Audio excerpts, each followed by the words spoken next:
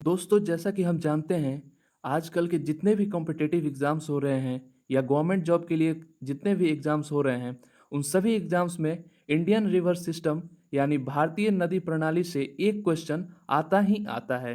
कम से कम एक क्वेश्चन आएगा ही।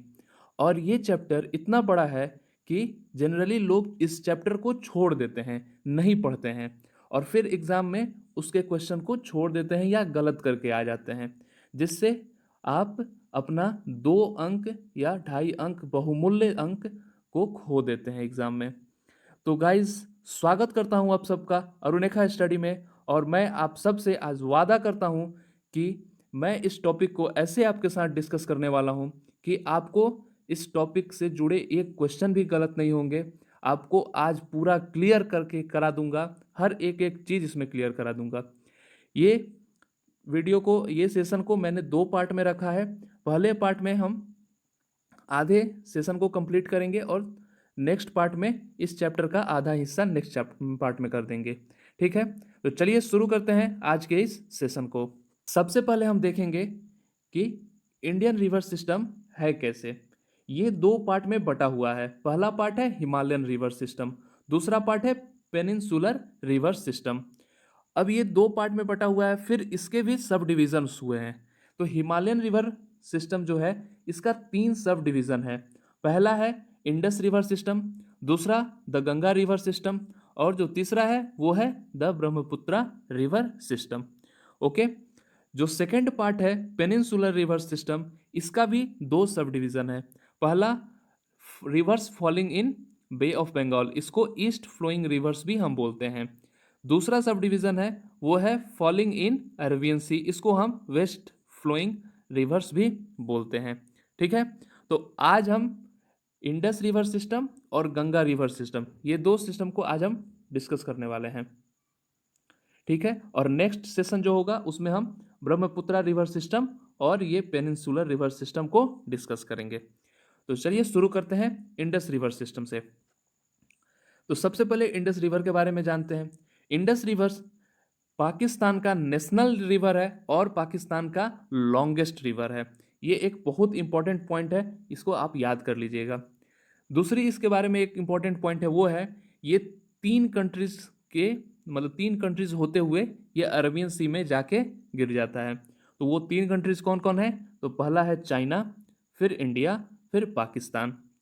तो चाइना से कैसे, मतलब चाइना से इसका ओरिजिनेट होता है, तिब्बत रीजन से ये ओरिजिनेट होता है, इसलिए चाइना में ये चाइना से पास किया, फिर इंडिया आएगा, फिर पाकिस्तान जाएगा। तो इसका जो फ्लो है वो कैसे होता है उसके बारे में अभी हम देख लेते हैं।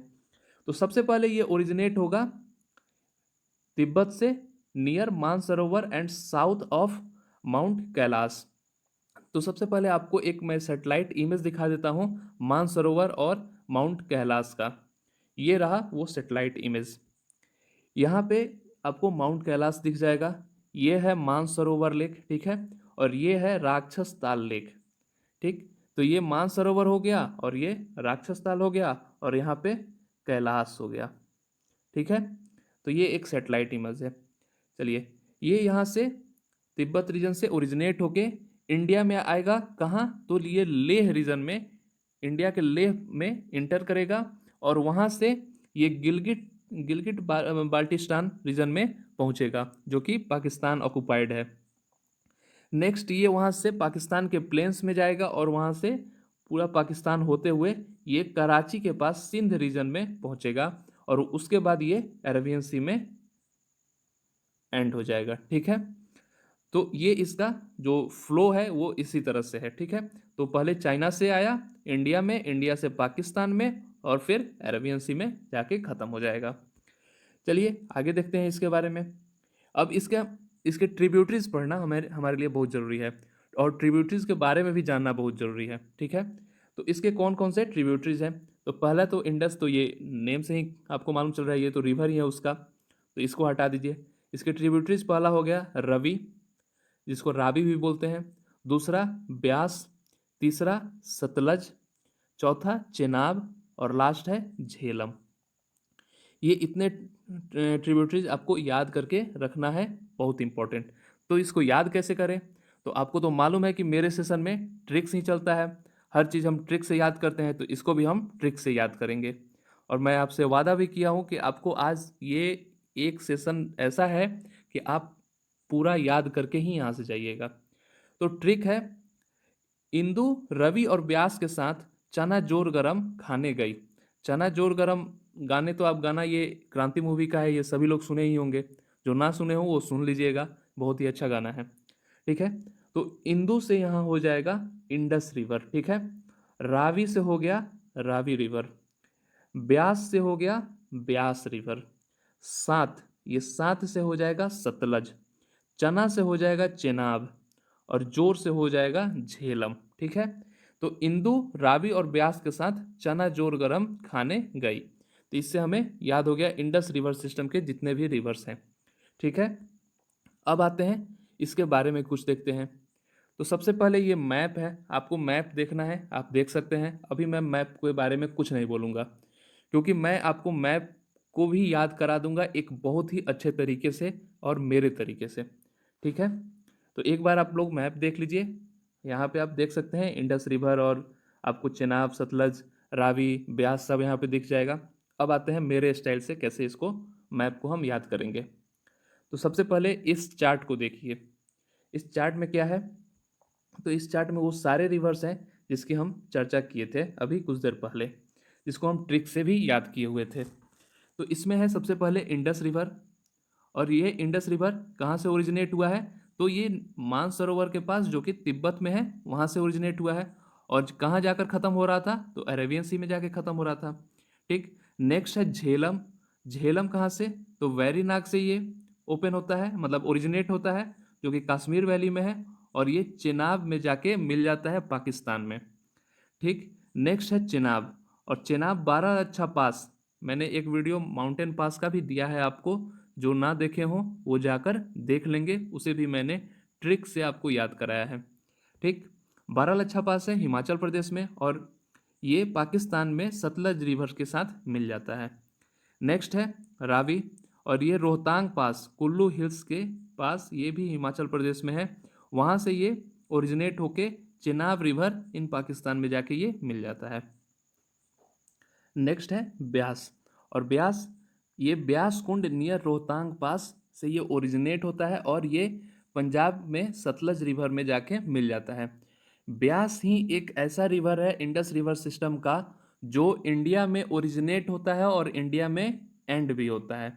ये इम्पॉर्टेंट, ये बात है, इम्पॉर्टेंट वन लाइनर है, और इस चीज़ को आप नोट कर लीजिए, ये एग्ज़ाम में पूछता है कि कौन सा रिवर है जो इंडस रिवर सिस्टम का जो इंडिया में ओरिजिनेट होता है और इंडिया में ही खत्म हो जाता है। तो ये एकमात्र ब्यास ही है जो इंडिया में ओरिजिनेट होकर इंडिया में खत्म हो जाता है, इंडस रिवर सिस्टम का एकमात्र रिवर। ठीक, नेक्स्ट है सतलज, और ये कहाँ से, तो ये राक्षस ताल लेक जो कि तिब्बत में है, जो अभी मैंने सेटेलाइट इमेज में आपको दिखाया था। और ये फिर क्या होता है, ये इंडस से पाकिस्तान में ही मिल जाता है। अब यहाँ पे ये सारी चीज़ आप लोग पढ़ लिए, ये चीज़ आपके दिमाग में अभी है, ध्यान में है, बैठ गया है। अब आते हैं मैप पे। तो मैप पे सबसे पहले हम देखेंगे, यहाँ से इंडस रिवर आप देख रहे हो कि यहाँ से इंटर कर रहा है इंडिया में। ठीक है, ये इंडिया में इंटर कर गया, और यहाँ से ये आगे की तरफ बढ़ते हुए गिलगिट की तरफ गया, और यहाँ से थोड़ा सा साउथ टर्न लेते हुए ये पाकिस्तान के प्लेन्स में पहुँचा, और यहाँ आगे बढ़ते हुए ये इधर फिर पाकिस्तान के प्लेन से इधर सिंध के एरिया में आके अरेबियन सी में चला गया। तो ये आप इसका पाकिस्तान में और मतलब इंडस रिवर सिस्टम का फ्लो आप देख लिए यहाँ पे। ठीक, नेक्स्ट मैं आपको अब दिखा रहा हूँ, जैसे जैसे दिखा रहा हूँ वो देखते जाइए। फिर हमने एक क्या पढ़ा था कि एक रिवर था जो राकसताल लेक से निकल रहा था, और वो आगे बढ़ते हुए इंडस रिवर में जाके मिल रहा था। ठीक है, तो राकसताल लेक से आ रहा था, इसका मतलब चाइना की तरफ से आएगा, तिब्बत की तरफ से आएगा। तो यहाँ पे कौन सा दिख रहा है, इंडस के नीचे सतलज। तो ये सतलज रिवर यहाँ से तिब्बत की तरफ से आया इंडिया में, इंडिया से आगे बढ़ा पाकिस्तान में, और ये यहाँ पे थोड़ा सा आगे बढ़ के यहाँ इंडस रिवर के साथ मिल गया। ठीक है, अब इसके बाद हमने एक और पढ़ा था ब्यास, जो कि इंडिया में ओरिजिनेट होता है और इंडिया में ही ख़त्म भी हो जाता है। तो यहाँ पे ध्यान दीजिए, ये रहा ब्यास, यहाँ से ओरिजिनेट होकर और यहाँ सतलज में जाके मिल गया और यहाँ इंडिया में ही ओरिजिनेट हुआ और इंडिया में ही ख़त्म हो गया। तो ये भी ध्यान में आ गया। नेक्स्ट इसके बाद हम पढ़े थे एक चेनाब रिवर, और वो क्या था, वो निकलता था इंडिया में और पाकिस्तान में जाके सतलज रिवर से मिल जाता था। तो चलिए चेनाब आपको दिखाता हूँ। ये रहा चेनाब, और ये ओरिजिनेट होकर यहाँ से आगे बढ़ा और यहाँ पे आके ये सतलज रिवर में आके यहाँ पे मिल गया। ओके। और एक हमने क्या पढ़ा था, रावी रिवर, और ये क्या होता था कि इंडिया में ओरिजिनेट होके और ये चेनाब में मिलता था। तो यहाँ पे ध्यान दीजिए, इंडिया में ओरिजिनेट हुआ और चेनाब में यहाँ पे जाके मिल गया। ठीक है। तो ऐसे करके मैंने आपको मैप पे सारे रिवर्स दिखा दिया है। ठीक है। अब आप इस मैप से अच्छे से परिचित हो गए, अच्छे से समझ गए। ठीक है।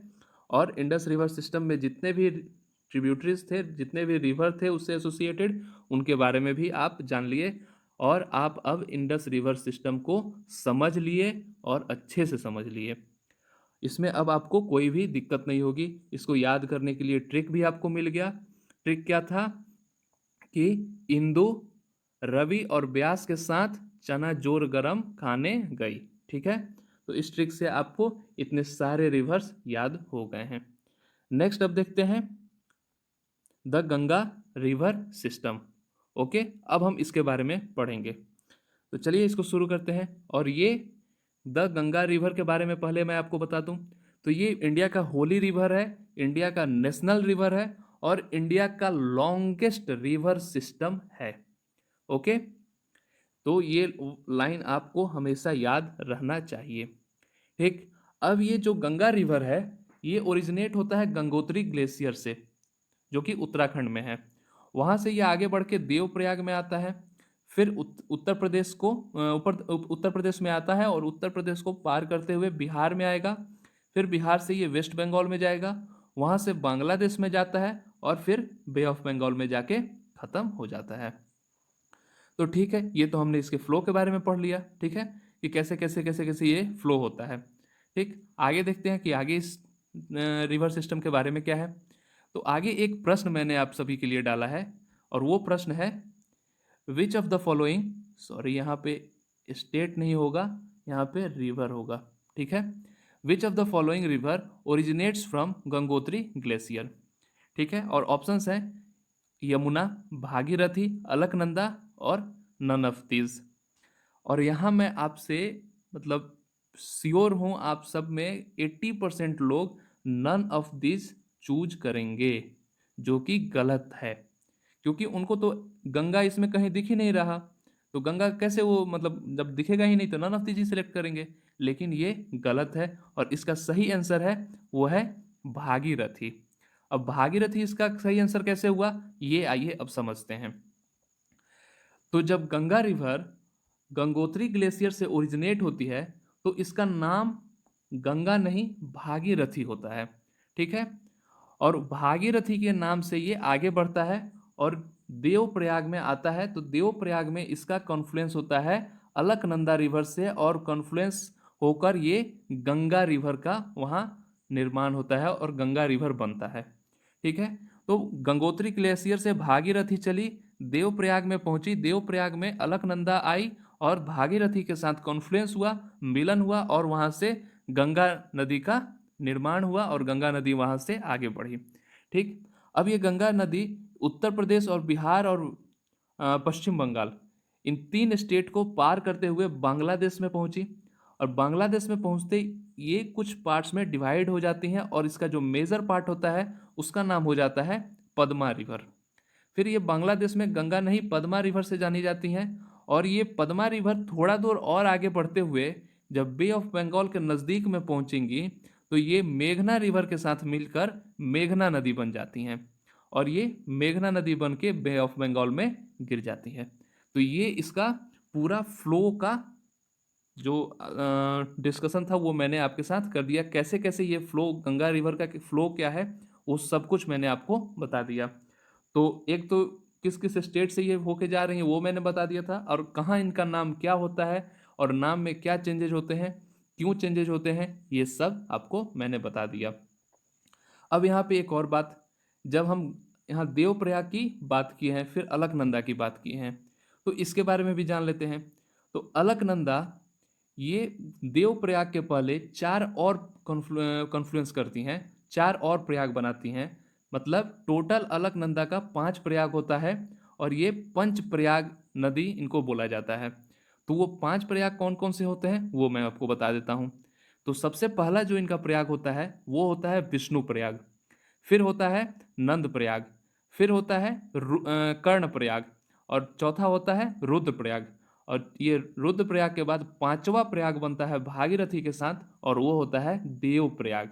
ठीक है, जब अब देव प्रयाग की बात हो गई तो चलिए आपको मैं देव प्रयाग घुमाकर लाता हूँ। तो देव प्रयाग जाने के लिए सबको ट्रेन की टिकट लगेगी, और ट्रेन की टिकट आपको तब मिलेगी जब आपको ये ऐसा वाला रेड बटन पे आप क्लिक कीजिएगा।